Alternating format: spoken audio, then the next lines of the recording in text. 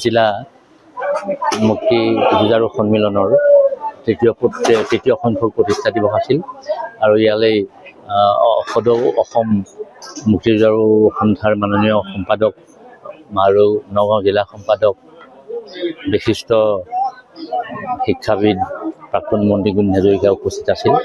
ইয়াত মুক্তি যুঁজাৰুসকলৰ ভৱিষ্যত তেওঁলোকৰ পৰিয়ালবিলাকে কি পাব নাপাব এই সকলোবিলাক কথা খৰচি মাৰি আলোচনা কৰা হয় আৰু আমিও আশা ৰাখিছোঁ যে অন্ততঃ মুক্তি যুঁজাৰুৰ যিসকল পৰিয়াল নাতি নতিয়াল এতিয়াও আছে, যিসকলৰ ঘৰত কোনো ইনকাম নাই, যাৰ কোনো ল'ৰা ছোৱালীৰ সংস্থাপন নাই, তেওঁলোকক যাতে চৰকাৰে কিবা এটা দিয়ে সেই সম্পৰ্কত আমাৰ প্ৰধান সম্পাদক মহোদয় অসমৰ প্ৰধান সম্পাদকে বিস্তাৰিতভাৱে কৈছে আৰু কেন্দ্ৰীয় চৰকাৰৰ ওচৰত আৰ্জি স্থাপন কৰিছে।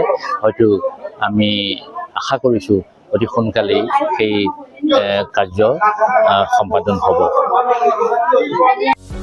যিকোনো খবৰৰ বাবে যোগাযোগ কৰক আমাৰ এই নম্বৰত 9181 307 2221।